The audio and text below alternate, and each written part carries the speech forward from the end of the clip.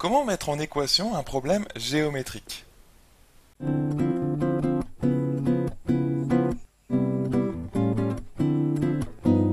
Bonjour à toi et bienvenue dans cette nouvelle vidéo Star en maths. J'espère que tu vas bien. Alors, dans cet exercice, nous avons un triangle ABC, ici en bleu clair, tu vois, qui est découpé dans un carré de côté X. La question est la suivante, il faut déterminer X tel que l'aire du triangle soit inférieur ou égal à un quart de l'aire du carré. Bon, alors peut-être que tu as déjà rencontré ce type de problème où tout est exprimé en français. Tu vois, on te présente une figure géométrique et t'as pas vraiment d'équation ou de fonction ou quoi que ce soit d'autre qui est présenté mathématiquement. Hein, t'as que des mots en français, à part peut-être X et ABC ici. Donc en fait, moi je trouve que c'est un exercice qui est pas évident, c'est un exercice plutôt niveau seconde, hein, mais si tu es en première ou terminale, je pense que ça vaut vraiment le coup quand même que tu t'y intéresses et que tu t'entraînes dessus. Donc c'est pas un exercice évident à mon avis parce qu'il y a plein de petits savoir-faire. Il y a plein de petites choses à savoir faire ici, en effet. Hein. Première chose qu'il va falloir savoir faire, c'est que quand tu lis la question, tout est exprimé en mots français. Et que, en fait, ça serait bien d'essayer de traduire ça mathématiquement, c'est-à-dire de mettre en équation la question.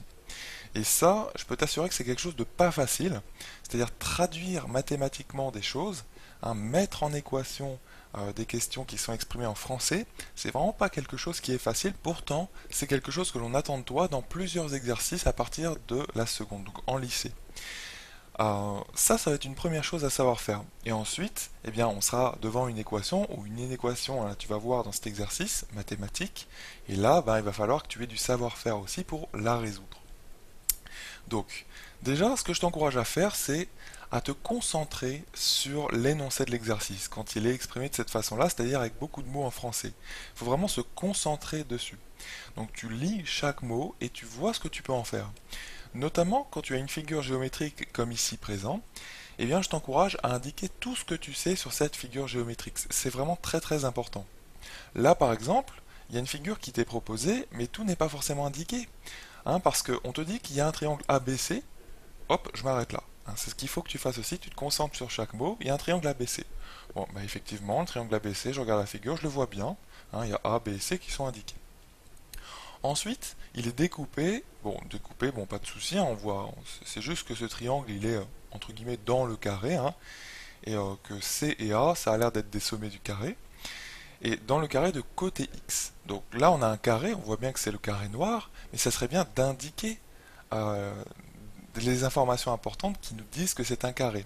Qu'est-ce qui peut être intéressant d'ajouter sur cette figure pour affirmer que ce carré noir est effectivement un carré? Eh bien déjà, les angles droits. Hein, on peut ajouter les angles droits.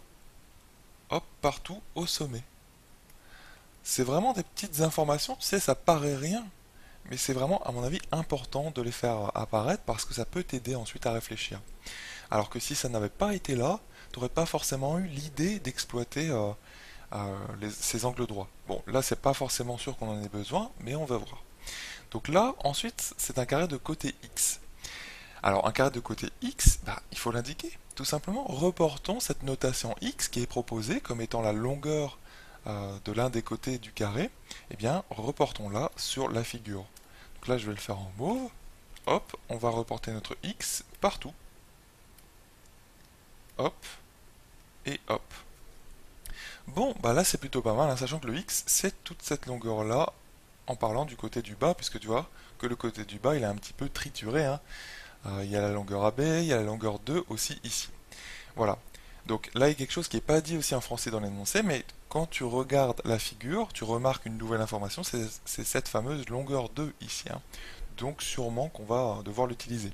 Dis-toi aussi quelque chose, c'est que dans les exercices en mathématiques, dès que tu as une information qui est présentée sur une figure ou dans l'énoncé en français, ou sous forme mathématique, sous forme d'équation ou de symbole mathématique, cette information, c'est quelque chose qu'il va falloir utiliser. C'est une donnée, si tu veux, qu'il va falloir forcément à un moment donné utiliser.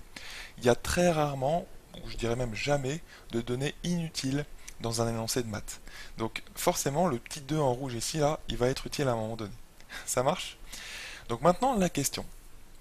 Là, on va essayer de la traduire mathématiquement, c'est-à-dire de la mettre sous forme d'une équation. Donc là, je dirais que la première étape pour résoudre ce type d'exercice, c'est très important, hein, eh bien, c'est tout simplement traduction mathématique. À la fin, t'aimerais bien avoir soit une fonction, soit une équation, soit les deux, bref, des symboles mathématiques qui traduisent en entier la question proposée. Et aussi les données, hein. Si les données ne sont pas traduites mathématiquement, il ne faut pas hésiter à les traduire mathématiquement. Et la deuxième étape, ce sera tout simplement la résolution. Mais tu vois qu'il y a une étape supplémentaire dans ce genre d'exercice, c'est vraiment cette première étape de traduction mathématique.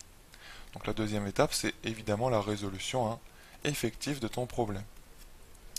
Donc on lit tranquillement la question ensemble.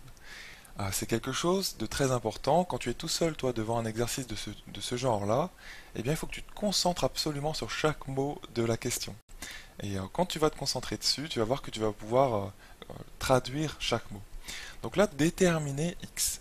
Bon, ça, je comprends ce que ça veut dire. Déterminer en maths, hein, c'est souvent un verbe qui est employé pour dire trouver, hein, trouver, chercher les x, tel que l'aire du triangle. L'aire du triangle. Tiens, tiens, tiens. Là, c'est effectivement, j'ai un triangle bleu clair, ABC, et là, on nous parle de son aire. Bon, eh bien, bon, je vais la souligner par exemple en bleu clair, comme notre triangle. Ça peut être pas mal d'essayer de traduire mathématiquement ça. Comment on traduit l'aire d'un triangle mathématiquement? Eh bien, en fait, il faut connaître la formule de l'aire d'un triangle. Et c'est quoi la formule de l'aire d'un triangle? Eh bien, je vais l'indiquer, hein.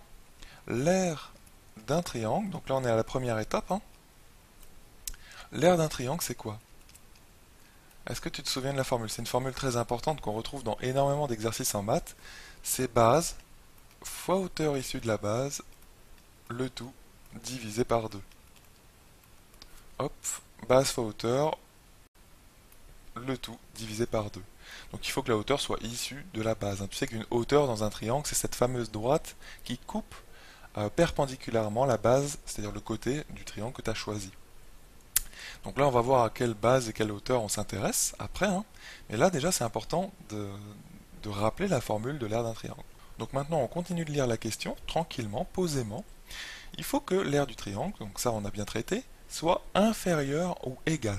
Bon, inférieur ou égal, je connais la traduction mathématique de ça, c'est tout simplement le symbole inférieur ou égal. Voilà, je le mets juste en dessous. Et à un quart, bon, un quart, d'accord, un quart, je sais à quel nombre ça correspond. Un quart, c'est 1 sur 4. Et c'est aussi le nombre décimal 0,25. Eh bien, je vais le mettre. Donc, un quart, c'est un quart. 0,25. De l'aire du carré. Bon, eh bien, l'aire du carré, je la souligne en noir. Ça, comment la traduire mathématiquement? Eh bien, on va rappeler la formule de l'aire d'un carré. Tu te souviens, c'est côté fois côté. C'est côté au carré, tout simplement. Donc, c'est côté au carré. Voilà, et bien là, on s'approche d'une bonne traduction mathématique de notre question, hein. Ce qu'il va falloir faire, c'est R du triangle, donc celle-ci qu'on va adapter à notre triangle bleu, inférieur ou égal à un quart de, alors de l'aire, hein, un quart de l'aire, c'est un quart fois l'aire du carré. D'accord? Quand on dit 25% d'un prix, c'est 25% fois ce prix. Tu vois, si le prix c'est 100 euros par exemple, 25% d'un prix de 100 euros, et bien c'est tout simplement 25% fois 100 euros, hein, donc ça vaut 25 euros. Donc là, le 2, c'est fois. Donc un quart fois ce côté au carré que nous allons aussi adapter aux notations de notre exercice. Ça va, est-ce que tu comprends un petit peu cette démarche de traduction mathématique? Donc là, on va finir la première étape donc de traduction mathématique. On a bien avancé, mais c'est pas tout à fait terminé. Il faut vraiment bien mettre en forme tout ça, et notamment adapter, hein, c'est ça que je dis quand je dis bien mettre en forme. L'aire du triangle, c'est base fois hauteur divisé par 2. Bon, tu regardes ton triangle, qu'est-ce que tu vas choisir comme base? Tu peux toujours choisir n'importe quel côté du triangle comme étant la base.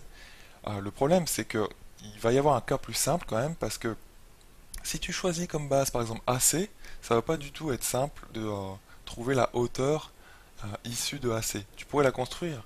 Le problème, c'est que ça va pas être facile de trouver sa longueur. En fait, hein, ce que je t'encourage à prendre comme base dans ce triangle ABC, eh bien, c'est le côté AB, la base AB ici. Parce que ça va être très simple de trouver la hauteur issue de cette base. Donc là, ça va être AB. Hop, fois la hauteur. Et c'est quoi la hauteur en fait issue de cette base? Donc la hauteur, hein, c'est quoi? Je rappelle très rapidement ce que c'est.